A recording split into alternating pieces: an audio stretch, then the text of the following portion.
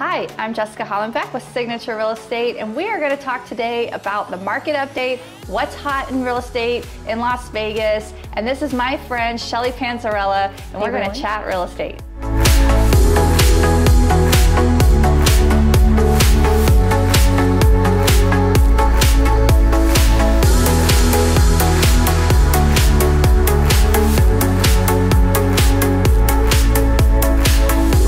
Market update. All right, well, I have the numbers with me, and if you remember this time last year, a year ago, we kind of like stopped all sales. Yeah. So the actual number of units sold is up from a year ago, 79%. It's like false advertising, a little really bit. Skewed. Yeah, yes. Skewed. That's a great term. So it's better to look at a different number, which is from last month to this month. So the number of units sold is up, let's see, it's down 5.3%. Oh, wow. Okay, so we sold a little less product than last month, which, you know, we've kind of had this last few months of buying frenzy, right? Yeah. I mean, it just has been like that. So a small decrease. And then the number of inventory, okay, so from 1 year ago, right now currently we have 1827 units. That's very low. We want to see a higher number than 1827. Now we're talking about single family residence. That's down 70%, 69.8%. Wow. Is that not crazy? So let's go to a month view instead. And so if we look at number of new listings, we actually increased by 2.7%. No, sorry, 3.7%. So that's really just kind of like, okay, maybe we're getting a little tiny uptick in inventory, but it's definitely not enough. I mean, we are still at such a low inventory. We really only have a half-month supply of effective properties that are, you know, technically for sale. Do you think some of the slowness in the market is because, and it's really like a couple weeks really, if we look at, you know, our last video to this video. Yes. Do you think some of it is like weather related, do you think it's rate related? Do you think it's just buyers are like maybe a little bit at a disadvantage, and so they've kind of put a pause on well, we're talking about such a small amount. True. But I think that, you know, it was almost a frenzy of, oh, I need to hurry up. Yeah. But then rates kind of moved a little, so that we could talk about that. And everything is like a month in lag. Yeah. Right? All of our data is behind. Yeah. So we, you know, I think next month I think we're going to see that uptick again. Yeah. So it's just a small fluctuation, but hey, if it could keep doing that every single month, our inventory would go up. Yeah, if we're actually taking on more listings than we are taking on the sales, which would be a good thing.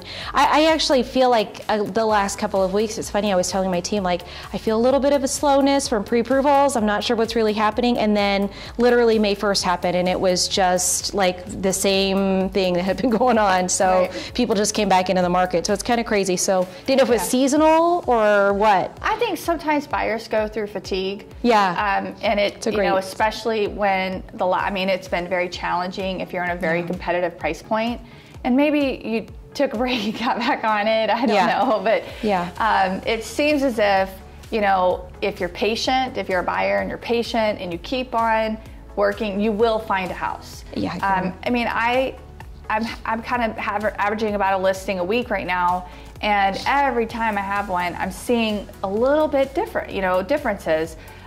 You know, some of them are taking like a whole bunch of offers, and then others are just taking a few offers.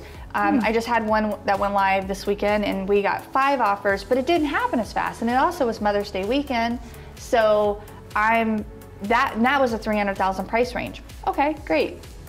But then I launched another listing, and in Summerlin, which there's going to be a video of that one that you guys can watch because it's still for sale. Let's sell it.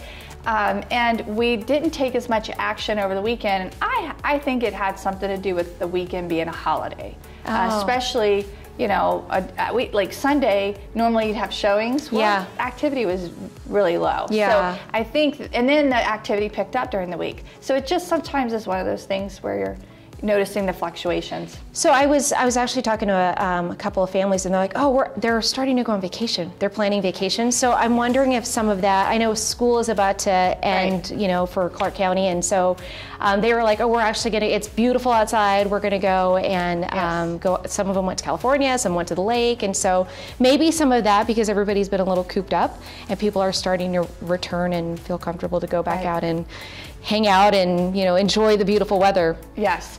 Although the record sales, the time to sell a home is at all-time record lows. Like it's like 29 days or something like that. Just on average for the zip code that I was looking at, 89138, that's really low. So what you're saying there is that that's how long it's taking to actually get into contract? Yeah, from if you take the average of all listings in the area, that's the current average. 29 days? Yes. Wow. That is very low. Wow. Yes. Now, if you actually look at the bulk of the listings, it's really like 7 to 9 days. It's just that there's always the outliers that stretch out, and then that'll skew your numbers a little bit. So if you plucked out the few outliers that are way, you know, like 60, 70, 80 days, and usually there's a reason for it, like tenant occupied or something like that. If you take those out, it's typically pretty short turnover in time on a listing. Yeah, so I mean, this is a good time right now, right? Yes, it is a great time to sell. Yeah. You know, where are we going to find this kind of point where the prices are going to level off? Well, if we keep seeing these small changes, and if we do see a small increase in inventory, the demand will come down a little bit. And so, you know, is there a chance of leveling off? All right, so let's switch the topic. Okay. Investors, they're still buying. That's crazy, right? Everybody's saying that this is top of the market. You usually don't see investors during this time of the year, or when it's top of market. Exactly. Everybody's waiting for this assumed crash to happen, right? Or presumed crash. I agree. So hedge funds are buying, and it's really interesting because you would think, oh, they're going to time it, but what did they see? Why are they interested in this marketplace? And I've now seen cash offers on so many houses, and we know that about 25% of the market is being bought cash. Yeah. Then why are we seeing this, right? Well, because the numbers look positive. I mean, in general, if we have inflation in our market, and if we have the supply and demand, you know, the writing's on the wall that it will continue to go up. Yeah. Yeah, usually investors are jumping in because they feel there's been a dip, or they know that there's opportunity, right? So to your point there, that they are seeing this opportunity, that this is still going to, the prices are still going to continue and increase from here. So COVID didn't hurt it. That's right. Well, how many of those investors actually pulled away last year? Do you think that this is them coming back in? Because a lot of them were like, you know, afraid of actually, remember, well, even the big companies that were out buying. Yeah, they were basically liquidating all of their inventory, right, at the time. And so maybe some of them are coming back just because of that. Right.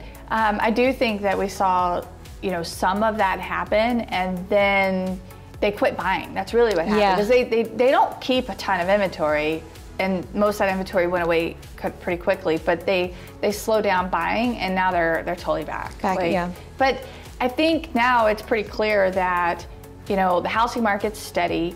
You know, we don't have any bad loans, or people put down a lot of money. Yeah, you know, I agree. There's definitely a lot of cash in homes. So I don't think the same things are there to see, you know, any. But they're a buyer just like every other buyer, right? So it's still, they have the 1,800 homes that are available that they get to purchase as well. Do you think they have an upper edge because they're cash? Are you seeing them to be? So kind of going back on this house that I had about 2 weeks ago now that took several offers. It was just priced slightly under $400,000, and that's really the sweet spot. They're looking for things under $400,000. Well, I got an offer for $403,000 from that particular hedge fund, and we ended up taking on this particular house $405,000 cash, non-investor, gonna own or occupy it.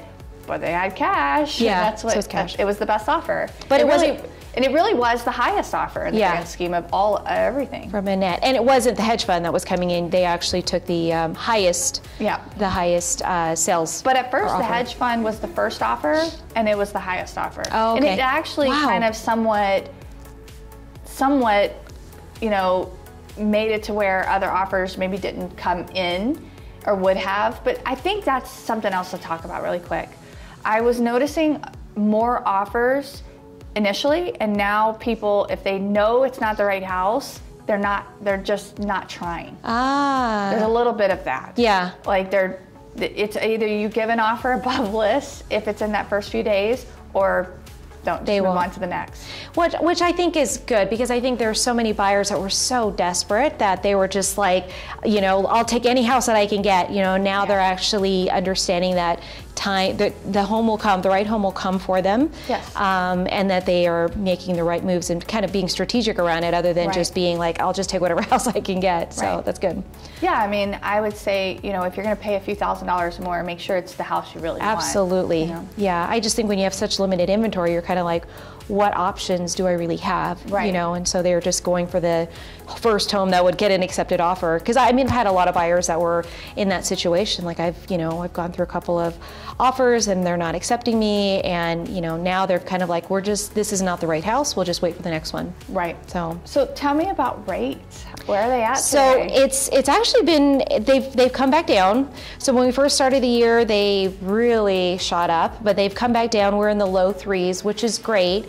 We're seeing a lot, that also spurring again, it always, like you said, it takes a little bit of time, right, for the news to come out. So the news came out that rates came up, and maybe that's a little bit of why some of the buying frenzy slowed down, because, you know, even a 0.5 point to 3/4 in rate affects somebody's payment by $100, you know, and so your first-time home buyers, that's significant. For anybody that's significant. But with them coming back down into the 3% range, we are seeing more buyers, a little bit more flurries around even refinances again, because there was a moment where refinances were like, the only thing we were really doing was cash out refinancing, but we're actually seeing traditional rate and term refinances again. So yeah, really happy to see the rates, but inflation is one thing that's on the horizon, as everybody's saying, and so inflation affects rates. If we see if the inflation increases, rates typically will increase. So this is a nice dip for all of us, you know, and hopefully that'll last for a little while. So I personally think that if somebody knows they want to stay in their home, they live in the area they want, they love their home, and if they have the opportunity to refinance, like, now's a really good time. For sure. I think, you know, a lot of people that I've talked to, they're like, well, everybody says you have to refinance if it's a point difference in your rate. And that's not the case. I've taken people from FHA into conventional, and maybe it's only 1/4 to 1/2 point difference in interest rate. Yes. But because of our appreciation, they've removed their mortgage insurance. And if they haven't, because you're going from FHA to conventional, at some point, you know, FHA is lifetime as far as that mortgage insurance. So at some point, with conventional financing, when they get 20% appreciation, the mortgage insurance would fall off. So even though it's not it's not that 1% that everybody says you have to take advantage of a refinance, it still benefits them long term. Speaking of getting to that 20%, let's talk about the median home price.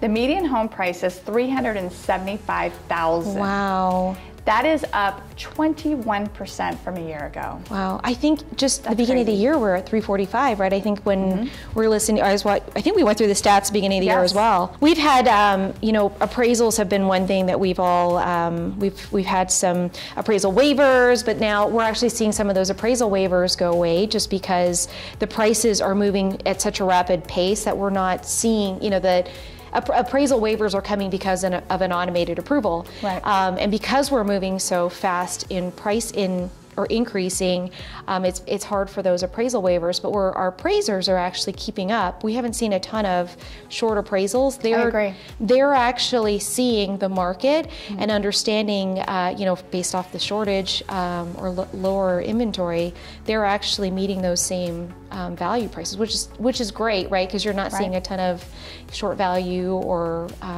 low appraisals. So we're kind of getting used to this, you know? I know.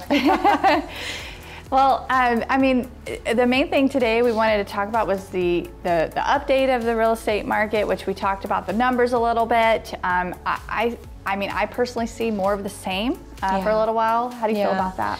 Well, so this is usually like our peak season, right? And I feel like we didn't really have, usually January, February is that time when we're slowing down. Yes. I don't feel like we ever had that. So I almost feel like to some extent, we might have a little bit of a adjustment, maybe. I don't even know if that's the right word, maybe just to slow down, or maybe we've already just had it. But because we're going into the peak season, I think this is going to be our traditional, what we've had pretty much for the last few months. Well, something we didn't mention is, you know, a lot of people are vaccinated now. Yes. And schools opened up. That's right. And, you know, people are back on vacation, like we said. You know, that, you know, just in general, maybe, you know, we will see that frenzy of, oh, let's get this done before school starts. Yeah. That was always a thing, you know, and for families. And just in general, so I don't know, I personally don't think that this small fluctuation is at all noticeable. No. And I think we're just going to see a lot more of the same.